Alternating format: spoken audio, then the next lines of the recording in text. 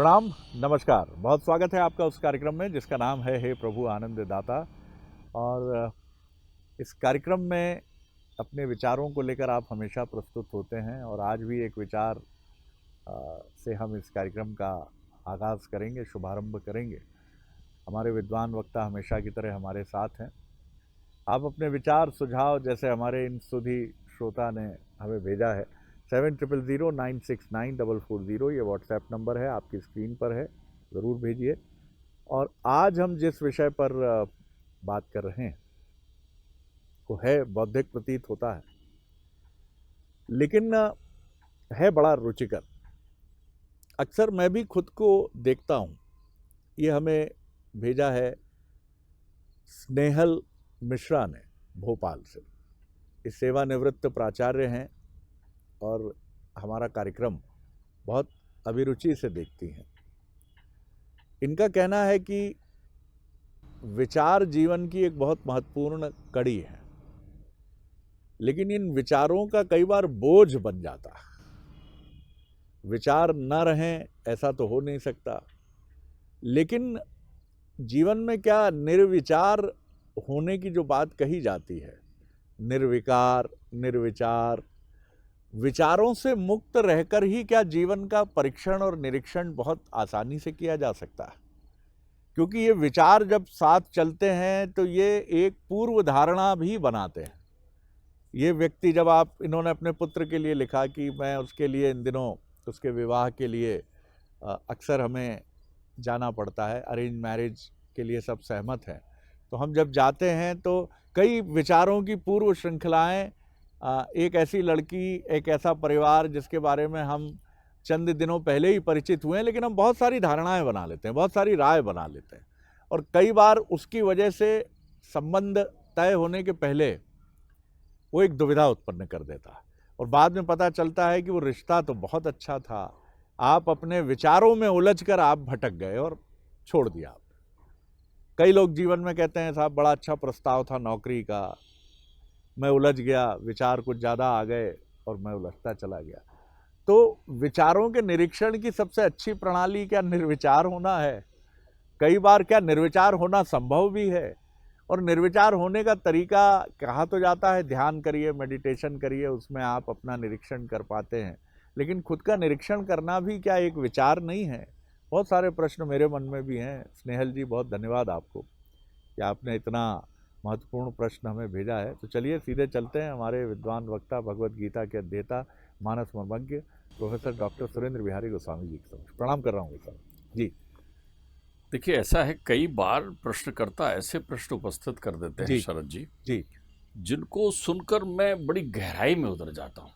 लेकिन यदि अध्यात्म की उस गहराई से मोती लेकर आए और हम व्यक्त करें, आपके साथ चिंतन करें, तो मुझे लगता है हमारा ये थोड़ा समय जिसमें हम चर्चा करते हैं शायद कम होगा। जी।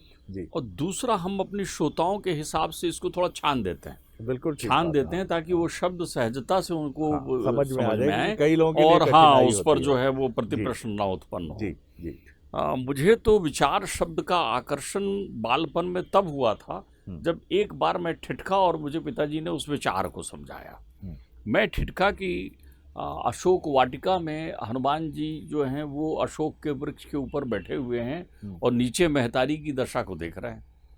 और वो रावण भी आ रहा है और उनको धमका रहा है और त्रिजटा के संवाद भी सुन रहे हैं और नाना प्रकार के, ऊपर अकेले हनुमान जी बैठे हैं। देखिए, शब्द विचार को गौर करिएगा, क्योंकि हम तो विचार को एक सहज बात समझ लेते हैं। हमको लगता है कोई भी हमारी सोच में आया, सामान्य हमारे व्यवहार आचरण में उत्पन्न होने और परिवेशगत आया, तो उसको हम विचार कर लेते हैं। विचार एक विमर्श की प्रक्रिया है भाई। तो अब आप देखिए, विचार शब्द है क्या? वहाँ हनुमान जी कहते हैं कि तरुपल्लव में रहा लुकाई और करों विचार करों का भाई। वहाँ विचार कर रहे हैं अकेले। आप देखिए, अकेले बैठे हैं तरुपल्लव में, लेकिन वो भाई किसको कह रहे हैं? वहाँ और कौन है उनके साथ जिनके लिए तुलसीदास ने एक शब्द लगा दिया कि करों विचार करों का भाई? वहाँ कौन है? तो मेरे पिताजी से पूछा, वहाँ अकेले हनुमान जी, उनके कोई भाई बंधु नहीं है और कोई संग में नहीं है, तो ये भाई शब्द तुलसीदास क्यों लगा रहे हैं? बोले जहाँ विचार है वहाँ चार भाई चलते ही हैं। क्योंकि वो विचार चारों भाइयों के विश्लेषण से उत्पन्न होता है। मैंने कहा चारों भाई कौन है? बोले जो मनुष्य को उपहार में मिले हुए हैं विचार के लिए। मैंने कहा किसका विचार करना चाहिए? धर्म, अर्थ, काम, मोक्ष, ये विचार के विषय हैं। इसके अतिरिक्त आप किसी विषय को विचार समझ लेते हैं, वो चिंता है आपकी जो बोझ बन जाती है। ये चिंतन है, विचार चिंतन है, चिंता नहीं है। तो विचार तब बोझ हो जाता है जब हम चिंता करने लगते हैं, चिंतन नहीं। जैसे किसी विषय को हम भूल ना जाएं, इसका विचार करने लगे तो ये भी चिंता हो गई आपकी। जैसे पढ़ी हुई विद्या कहीं चली ना जाए, ये विचार करने लगते हैं तो ये हमारा चिंता हो गई। जैसे कल हमको कैसे बोलना है, वो आएगा तो कैसे दिखना है, कैसे रहना है, ये चिंता है। अब उस पर आप कहते हो मैं विचार कर रहा था कि कल क्या करना है। विचार कहाँ कर रहे थे? विचार तो आप तब करते हो जब धर्म से विचार शुरू करते हो, अर्थ पर विचार करते हो, काम पर विचार करते हो, फिर मोक्ष पर आ जाते हो। विचार जब मोक्ष की परिक्रमा कर लेता है तब वो ऐसा विशुद्ध चिंतन हो जाता है जिसे अध्यात्म कहते हैं। मनुष्य के स्वभाव के मूल को छोड़ देना विचार को बोझ बढ़ा देना है। तो मनुष्य के स्वभाव का मूल क्या है? अब देखिए, बोलचाल की भाषा में यदि हम स्वभाव को वर्णित करें तो अनंत मनुष्य हैं संसार में, अनंत स्वभाव हैं। ध्यान रखिए, दो तन एक जैसे हो सकते हैं लेकिन दो मन एक जैसे नहीं हो सकते। संसार में दो जुड़वा भी मिल जाएंगे आपको, एक से दिखने वाले, एक से कपड़े पहनने वाले, एक से आचरण करने वाले, एक से समूह में। अरे जब सेना की टुकड़ी खड़ी होती है या विद्यालय में छात्रों का एक समूह खड़ा होता है तो एक से गणवेश में होते हैं। पहचानना मुश्किल होता है कि मेरी बिटिया कौन सी है, तुम्हारी बिटिया कौन सी है। एक से स्वरूप में दिखते हैं। यह अनुशासन की पराकाष्ठा है, एक सुंदरतम प्रदर्शन है जब आप एक जैसे दिखते हो, गणवेश में हो जाते हो आप तो। लेकिन मनुष्य का मन अलग अलग होता है। जितने तन हैं उतने मन हैं। तो मन ही अपने आवरण से स्वभाव उत्पन्न करता है, स्वभाव उत्पन्न करता है। जैसे मन का आवरण होता है, जैसे उसमें जितने प्रकार के इन्फेक्शन होते हैं, वैसे स्वभाव उत्पन्न करता है। लेकिन विचार तो इन स्वभाव से विरक्त होने के बाद किया जाता है, क्योंकि स्वभाव में विकार है। अब आपको एक बोलचाल की भाषा में सुंदर शब्दों में समझाऊं ताकि आपके दर्शक और सहजता से समझ लें कि मैं यदि सारे विचारधाराओं को लेकर कुछ उदाहरण देने के उद्देश्य से मनुष्य के स्वभाव के अनुरूप एक एक शब्द देकर उनको विभाजित कर दूं तो कैसे करेंगे? एक मनुष्य जो होता है वो विषादी स्वभाव का होता है। विषादी ऐसा व्यक्ति जो होता है वो सदैव दूसरों की निंदा आलोचना ही करता है, संसार में बुराई ही बुराई देखता है। आप ऐसे व्यक्ति से एक पल के लिए मिल लीजिए, जैसे ही आप उससे मिलेंगे बोलेंगे क्या हाल है हीरा लाल का, एक नंबर का बदमाश। क्या हाल है उस रमेश का, वो तो एक नंबर का गुंडा है। उसको कहीं संतुष्टि नहीं मिलती, न शासन से, न प्रशासन से, न समाज से, न भाई बंधुओं से, एकदम विच्छिन्न होता है वो। तो वो विषादी है। उसके पास आप थोड़ी देर भी बैठ जाएंगे तो विषय विष लेकर आ जाएंगे। वो केवल आलोचना और निंदा का आवरण आपके आसपास बिखेरता है। तो ऐसे स्वभाव का व्यक्ति एक विचारशील नहीं हो सकता, उसके पास चिंतन की धारा नहीं बह सकती। वो नाना प्रकार की चिंताओं से ग्रसित नकारात्मक स्वभाव का व्यक्ति होता है। तो उसे हमने नाम दिया मवादी। एक व्यक्ति संवादी होता है। संवादी भी विचारक नहीं हो सकता। संवादी व्यक्ति का अर्थ होता है, जैसे इसके बोलने से शाब्दिक अर्थों में आपने देखा होगा, ये विभाजन मैंने बनाया है आपको समझाने। संवादी का अर्थ होता है वो हमेशा बोलना पसंद करता है, वो संवाद ही करना पसंद करता है। उसके साथ आप जितनी देर बैठेंगे केवल वो बोलेगा, आपको सुनना होगा। और उसको ये भी भ्रम होता है कि जो मैं बोल रहा हूँ वही सत्य है। वो उसमें कोई प्रतिवाद पसंद नहीं करता। तो ऐसा व्यक्ति संवादी होता है। संवाद करने वाला श्रवण सुख से वंचित हो जाता है, इसलिए वो विचार का चिंतन नहीं कर सकता। विचार का मुख्य स्रोत श्रवण है। श्रवण, पुटन, रसपान कर। आप मनन नहीं कर रहे हैं ना। मनन करने की प्रक्रिया यदि आप करेंगे तो चिंता आपके जीवन में नहीं आएगी, फिर चिंतन आएगा। लेकिन आप मन में तो वो बोझ स्वरूप जो है वो चीजें, क्योंकि सुना ही नहीं है आपने ना, श्रवण किया ही नहीं। सबसे पहली भक्ति जिसे हम विचार मान रहे हैं डॉक्टर साहब, दरअसल वो चिंता है।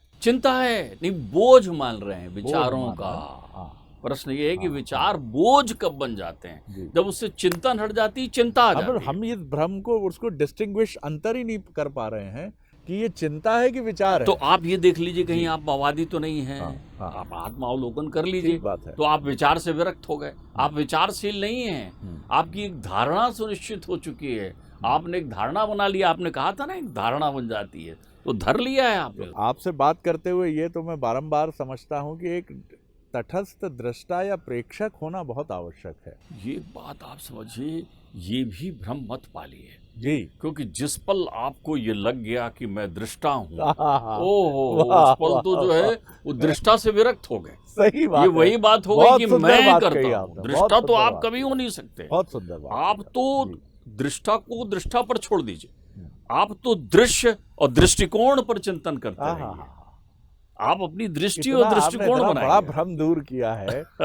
ये बड़ा, माफ कीजिएगा देखने वाले भी हमारे दर्शक जो हैं, कि ये बड़ा एक बौद्धिक किस्म का एक मैट्रिक्स हो जाता है, माया जाल हो जाता है कि दृष्टा बन जाइए। हनुमान जी का जो सेवा भाव है, कोई दृष्टा वो नहीं, कभी दृष्टा बने ही बने ही नहीं नहीं हो जी। ये जी, वो जी। लोग हैं जिन्होंने अपने ईश्वर का जयघोष नहीं किया है कभी जी, कि ये जी, मुझ जी, में आ जी, गया है, कोई भाव ही जी, नहीं है उनमें। जी। तो प्रश्न ये है कि चूंकि हम संवादी हो चुके हैं, तो हमें ये लगता है कि जो ज्ञान हमारे पास है, जो हम बोल रहे हैं, जो हम कह रहे हैं, वही उसमें ये दृष्टा भाव शामिल है। आप ये समझ लेते हैं कि मैं कह रहा हूं ना, तो ये संवादी हो गया। जी। फिर एक व्यक्ति विवादी होता है, उसके मन में ये भ्रम हो जाता है कि वो किसी भी प्रकार की वार्तालाप का काट्य रखता है अपने पास, वो अकाट्य होने का भ्रम हो जाता है उसके पास, वो शास्त्र का पर्याय बन जाता है।